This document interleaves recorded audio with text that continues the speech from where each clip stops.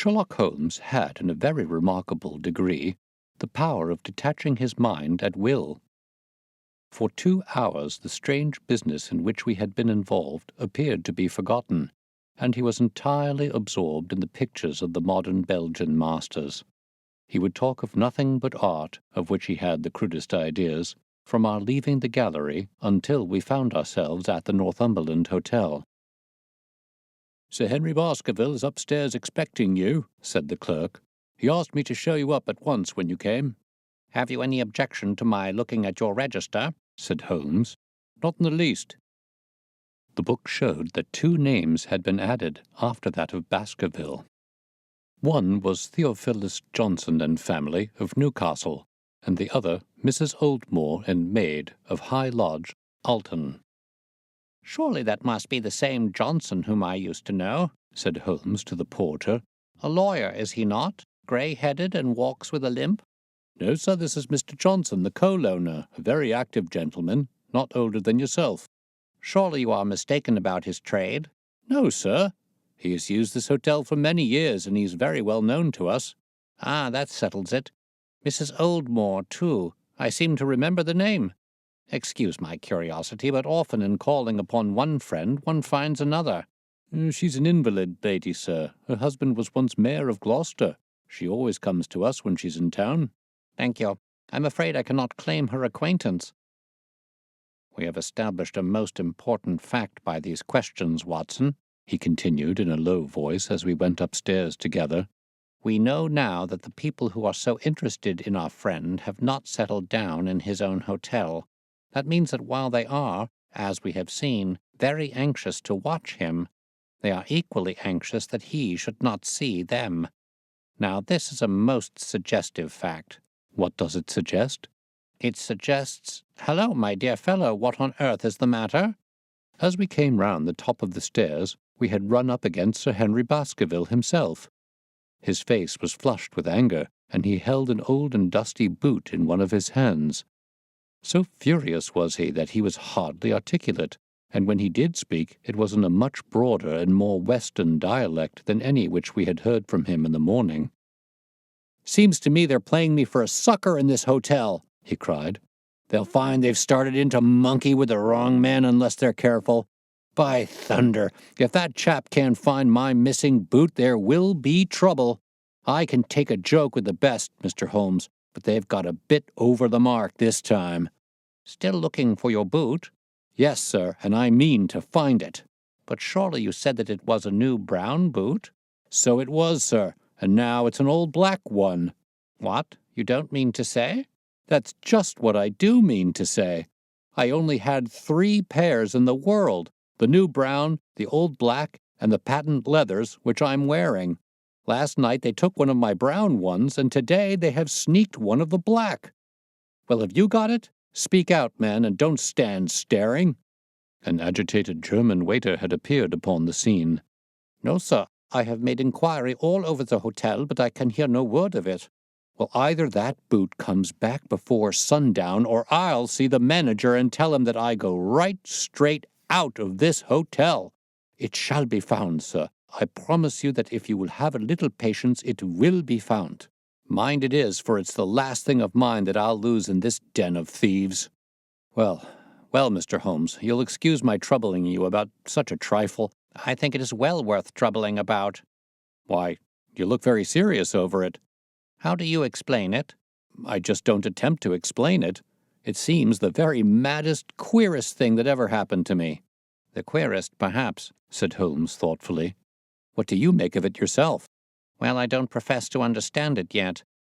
This case of yours is very complex, Sir Henry.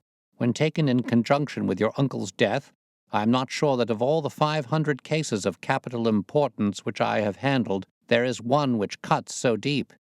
But we hold several threads in our hands, and the odds are that one or other of them guides us to the truth. We may waste time in following the wrong one, but sooner or later we must come upon the right." We had a pleasant luncheon, in which little was said of the business which had brought us together. It was in the private sitting-room to which we afterwards repaired that Holmes asked Baskerville what were his intentions. "To go to Baskerville Hall. And when? At the end of the week. On the whole, said Holmes, I think that your decision is a wise one. I have ample evidence that you are being dogged in London, and amid the millions of this great city, it is difficult to discover who these people are or what their object can be. If their intentions are evil, they might do you a mischief, and we should be powerless to prevent it. You did not know, Dr. Mortimer, that you were followed this morning from my house? Dr. Mortimer started violently. Followed? By whom? That, unfortunately, is what I cannot tell you. Have you among your neighbors or acquaintances on Dartmoor any man with a black, full beard? No. Or let me see. Why, yes, Barrymore. Sir Charles's butler is a man with a full black beard. Ah, where is Barrymore? He's in charge of the hall. We had best ascertain if he is really there, or if by any possibility he might be in London. How can you do that? Give me a telegraph form. Is all ready for Sir Henry? That will do. Addressed to Mr. Barrymore, Baskerville Hall. What is the nearest telegraph office? Grimpen. Very good. We will send a second wire to the postmaster, Grimpen. Telegram to Mr. Barrymore to be delivered into his own hand. If absent, please return wire to Sir Henry Baskerville, Northumberland Hotel. That should let us know before evening whether Barrymore is at his post in Devonshire or not. That's so, said Baskerville. By the way, Dr. Mortimer, who is this Barrymore, anyhow? He's the son of the old caretaker who is dead. They have looked after the hall for 4 generations now. So far as I know, he and his wife are as respectable a couple as any in the county. At the same time, said Baskerville, it's clear enough that so long as there are none of the family at the hall, these people have a mighty fine home and nothing to do. That is true. Did Barrymore profit at all by Sir Charles' will? Asked Holmes. He and his wife had £500 each. Ah, did they know that they would receive this? Yes, Sir Charles was very fond of talking about the provisions of his will. That is very interesting. I hope, said Dr. Mortimer, that you do not look with suspicious eyes upon everyone who received a legacy from Sir Charles, for I also had £1,000 left to me. Indeed. And anyone else? There were many insignificant sums to individuals, and a large number of public charities. The residue all went to Sir Henry. And how much was the residue? £740,000. Holmes raised his eyebrows in surprise. I had no idea that so gigantic a sum was involved, said he. Sir Charles had the reputation of being rich, but we did not know how very rich he was until we came to examine his securities. The total value of the estate was close on to £1 million. Dear me, it is a stake for which a man might well play a desperate game. And one more question, Dr. Mortimer. Supposing that anything happened to our young friend here, you will forgive the unpleasant hypothesis. Who would inherit the estate? Since Roger Baskerville, Sir Charles' younger brother, died unmarried, the estate would descend to the Desmonds, who are distant cousins. James Desmond is an elderly clergyman in Westmoreland. Thank you. These details are all of great interest. Have you met Mr. James Desmond? Yes, he once came down to visit Sir Charles. He's a man of venerable appearance and of saintly life. I remember that he refused to accept any settlement from Sir Charles, though he pressed it upon him. And this man of simple tastes would be the heir to Sir Charles' thousands. He would be the heir to the estate because that is entailed. He would also be the heir to the money unless it were willed otherwise by the present owner, who can, of course, do what he likes with it. And have you made your will, Sir Henry? No, Mr. Holmes, I have not. I've had no time, for it was only yesterday that I learned how matters stood. But in any case, I feel that the money should go with the title and the estate. That was my poor uncle's idea.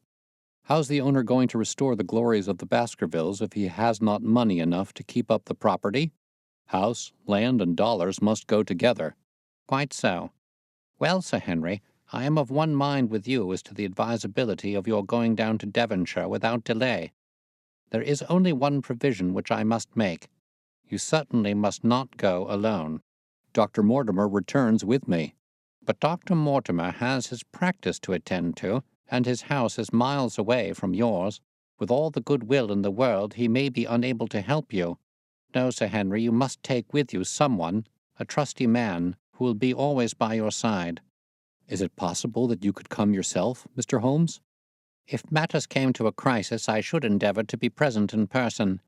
But you can understand that, with my extensive consulting practice and with the constant appeals which reach me from many quarters, it is impossible for me to be absent from London for an indefinite time.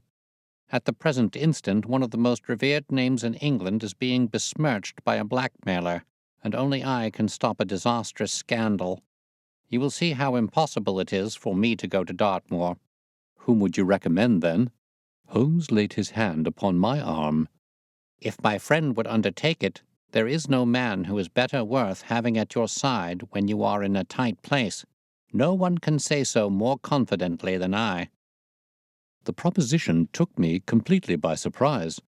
But before I had time to answer, Baskerville seized me by the hand and wrung it heartily. "Well, now, that is real kind of you, Dr. Watson," said he. "You see how it is with me, and you know just as much about the matter as I do. If you will come down to Baskerville Hall and see me through, I'll never forget it." The promise of adventure had always a fascination for me, and I was complimented by the words of Holmes and by the eagerness with which the baronet hailed me as a companion. "I will come with pleasure," said I. "I do not know how I could employ my time better." "And you will report very carefully to me," said Holmes. "When a crisis comes, as it will do, I will direct how you shall act. I suppose that by Saturday all might be ready?" "Would that suit Dr. Watson?" "Perfectly. Then on Saturday, unless you hear to the contrary, we shall meet at the 10:30 train from Paddington." We had risen to depart when Baskerville gave a cry of triumph, and diving into one of the corners of the room, he drew a brown boot from under a cabinet. "My missing boot!" he cried. "May all our difficulties vanish as easily," said Sherlock Holmes. "But it is a very singular thing," Dr. Mortimer remarked. "I searched this room carefully before lunch." "And so did I," said Baskerville. "Every inch of it. There was certainly no boot in it then. In that case, the waiter must have placed it there while we were lunching." The German was sent for, but professed to know nothing of the matter, nor could any inquiry clear it up.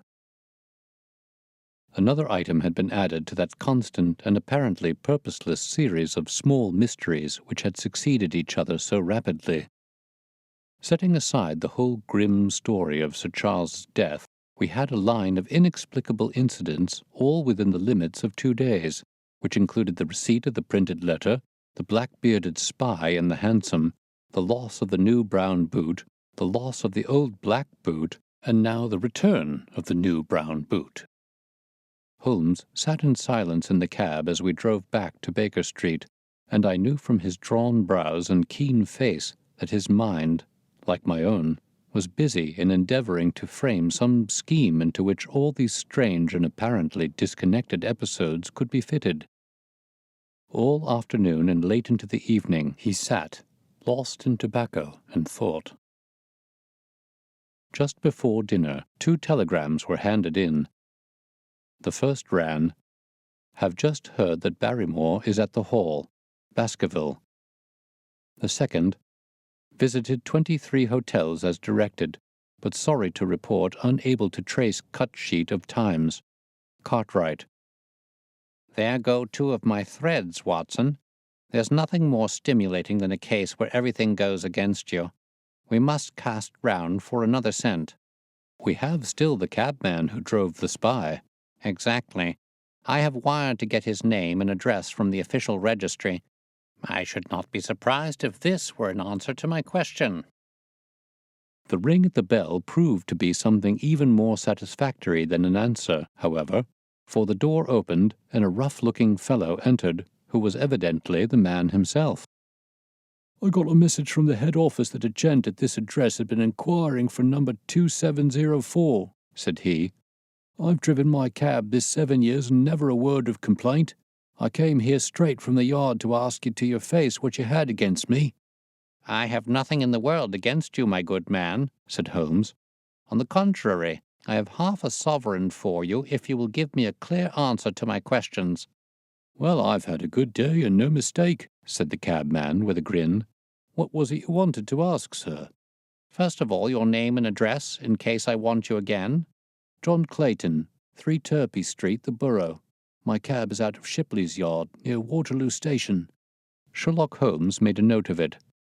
Now, Clayton, tell me all about the fare who came and watched this house at 10 o'clock this morning, and afterwards followed the 2 gentlemen down Regent Street. The man looked surprised and a little embarrassed. Why, there's no good my telling you things, for you seem to know as much as I do already, said he. The truth is that the gentleman told me that he was a detective, and that I was to say nothing about him to anyone. My good fellow, this is a very serious business, and you may find yourself in a pretty bad position if you try to hide anything from me. You say that your fare told you that he was a detective? Yes, he did. When did he say this? When he left me. Did he say anything more? He mentioned his name. Holmes cast a swift glance of triumph at me. Oh, he mentioned his name, did he? That was imprudent. What was the name that he mentioned? His name, said the cabman, was Mr. Sherlock Holmes. Never have I seen my friend more completely taken aback than by the cabman's reply. For an instant he sat in silent amazement. Then he burst into a hearty laugh. "A touch, Watson, an undeniable touch," said he. "I feel a foil as quick and supple as my own. He got home upon me very prettily that time. So his name was Sherlock Holmes, was it?" Yes, sir, that was the gentleman's name. "Excellent. Tell me where you picked him up and all that occurred." He hailed me at 9:30 in Trafalgar Square. He said that he was a detective, and he offered me 2 guineas if I would do exactly what he wanted all day and ask no questions. I was glad enough to agree. First we drove down to the Northumberland Hotel and waited there until 2 gentlemen came out and took a cab from the rank. We followed their cab until it pulled up somewhere near here. "This very door," said Holmes. Well, I couldn't be sure of that, but I dare say my fare knew all about it. We pulled up halfway down the street and waited an hour and a half. Then the 2 gentlemen passed us, walking, and we followed down Baker Street and along— "I know," said Holmes, "until we got 3/4 down Regent Street. Then my gentleman threw up the trap, and he cried I should drive right away to Waterloo Station as hard as I could go. I whipped up the mare, and we were there under the 10 minutes. Then he paid up his 2 guineas like a good one, and away he went into the station. Only just as he was leaving, he turned round and he said, 'It might interest you to know that you have been driving Mr. Sherlock Holmes.' That's how I come to know the name." "I see. And you saw no more of him?" "Not after he went into the station." "And how would you describe Mr. Sherlock Holmes?" The cabman scratched his head. "Well, he wasn't altogether such an easy gentleman to describe. I'd put him at 40 years of age, and he was of a middle height, 2 or 3 inches shorter than you, sir. He was dressed like a toff, and he had a black beard, cut square at the end, and a pale face. I don't know as I could say more than that." "Color of his eyes?" "No, I can't say that." "Nothing more that you can remember?" "No, sir, nothing." "Well, then, here's your half-sovereign. There's another one waiting for you if you can bring any more information. Good night." "Good night, sir, and thank you." John Clayton departed chuckling, and Holmes turned to me with a shrug of his shoulders and a rueful smile. "Snap goes our 3rd thread, and we end where we began," said he. "The cunning rascal! He knew our number, knew that Sir Henry Baskerville had consulted me, spotted who I was in Regent Street, conjectured that I had got the number of the cab and would lay my hands on the driver, and so sent back this audacious message. I tell you, Watson, this time we have got a foeman who is worthy of our steel. I've been checkmated in London. I can only wish you better luck in Devonshire, but I'm not easy in my mind about it." "About what?" "About sending you. It's an ugly business, Watson. An ugly, dangerous business, and the more I see of it, the less I like it. Yes, my dear fellow, you may laugh, but I give you my word that I shall be very glad to have you back safe and sound in Baker Street once more."